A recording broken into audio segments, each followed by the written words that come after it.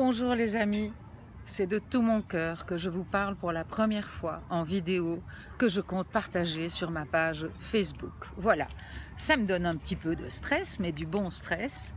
Et puis je me suis dit, celui qui n'apprend pas à dépasser une peur par jour, eh bien il n'apprendra pas la vie. Voilà, alors le but de ma vidéo, qui j'espère sera la première d'une longue série, c'est de vous partager de jour en jour, ou de semaine en semaine en tout cas, des expériences ou de la sagesse que j'ai reçue dans ma vie, et notamment ces temps-ci chez Joe Dispenza. Vous savez, on enseigne très bien quelque chose quand on a besoin de l'apprendre. Alors, j'avais besoin d'apprendre davantage de discipline dans mes méditations et mon chemin spirituel, disons. J'avais besoin d'apprendre plus de clarté et d'avoir un fil dans les actes que je pose. Et puis on va voir si avec ces vidéos, ça va être l'occasion d'évoluer en même temps que vous.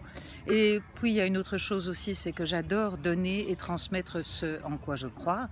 Et l'occasion se présente ici à partir d'aujourd'hui. Alors je vous aime très fort et je voudrais donc dans ce sens vous montrer où je suis. Je suis donc au lac à Munich, le lendemain du stage avec Joe Dispenza, qui a été pour moi vraiment d'une richesse et qui a été d'un enseignement et d'une transformation vraiment essentielle. Bon, je me bats un petit peu avec l'objet qui soutient mon téléphone. Voilà, et je reviens vers vous. Alors, qu'est-ce que j'ai envie de vous partager aujourd'hui? J'ai pris des petites notes ce matin. Et puis, voilà, je remets cette vidéo. Et une des sagesses que je voudrais vous partager, c'est pour moi la plus importante, c'est just do it. J'avais déjà entendu ça chez Marshall Rosenberg, bien sûr, mon maître en communication non violente. Mais si vous vous lancez dans une pratique et si vous voulez qu'elle donne, la première chose, c'est de la faire, de la répéter avec conséquence, avec engagement et de tout son cœur. Alors, ben voilà, je vais vous proposer des petites pratiques et en tant que médecin, j'avoue que le côté très cohérent et très scientifique de Joe Dispenza m'a complètement séduite et je pense vraiment que si l'on pratique certaines techniques de méditation et que l'on pratique le fait de cultiver certains états d'âme, eh bien notre vie se transforme complètement. Et je reçois beaucoup de mails des personnes qui me lisent parce que j'ai écrit des livres et des romans. Et je reçois beaucoup de mails de personnes qui me demandent des clés. Et une des premières clés dont je voudrais vous parler aujourd'hui, c'est celle-ci. Ce sera très bref. Je voudrais simplement vous proposer de prendre le temps d'ici à demain pour 3 fois vous arrêter pendant 2-3 minutes, prendre le temps de respirer profondément, comme on le fait en cohérence cardiaque, c'est-à-dire de respirer lentement, environ 5 secondes à l'inspire, 6 secondes à l'expire, en imaginant que l'air rentre par ici, c'est-à-dire par le cœur, en se centrant sur le cœur, sur cet endroit-là, et ensuite en expérimentant un sens de gratitude. Alors vous me direz, quand on va bien, c'est très facile de ressentir de la gratitude, et quand on va moins bien, c'est un peu dur. Et bien justement, c'est à ce moment-là que c'est le plus nécessaire. Alors ce que je voudrais vous proposer pour ressentir de la gratitude, tout en pratiquant cette respiration profonde, en imaginant que l'air rentre et sort par là, eh bien, si vous pratiquez la gratitude, peu à peu, ça va transformer toute la chimie de votre corps. Et si vous n'y arrivez pas, eh bien, c'est vraiment important à ce moment-là d'ouvrir les yeux et de vous relier à quelque chose que vous voyez autour de vous et qui pourrait être beau, tout en respirant toujours profondément. Et donc, pendant un petit moment, d'oublier vos problèmes et votre tracas. Une autre possibilité aussi pourrait être de penser à un souvenir de quelque chose d'agréable et de merveilleux que vous avez vécu.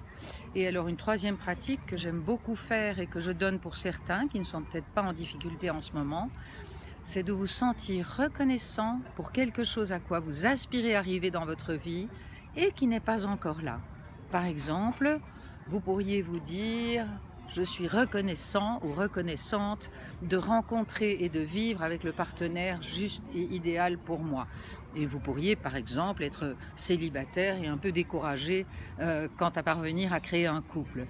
Eh bien justement, une pratique qui pourrait être faite, c'est de vous ressentir comme si c'était déjà là et voilà, d'habiter la personne que vous seriez si vous aviez cette relation juste pour vous.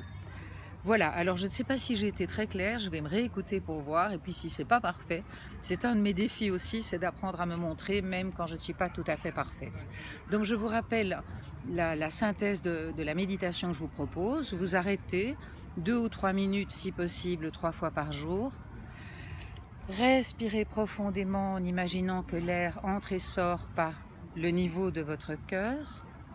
Portez votre attention vers ce cœur. Simplement, vous y déposez, vous y reposez, sans attente particulière. Et ensuite, vous souvenir ou créer ou imaginer quelque chose qui vous ferait ressentir de la gratitude. Et si vous n'avez rien, vous pouvez regarder quelque chose qui vous donne de l'émerveillement. Ou bien vous pouvez penser à un être qui vous inspire. L'essentiel, c'est d'arriver à changer la chimie de son corps, et puis d'autres choses que je vous dirai probablement plus tard. Et on change la chimie de son corps en se donnant l'occasion d'apprendre peu à peu à vivre ce qu'on appelle des états d'âme élevés. Là où, quelque part, on est le plus souvent, je pense pour la plupart des gens, on est habité de culpabilité, de rancœur, de colère, de frustration, de sens de manque, de peur, de stress de ne pas arriver au bout de sa journée, etc.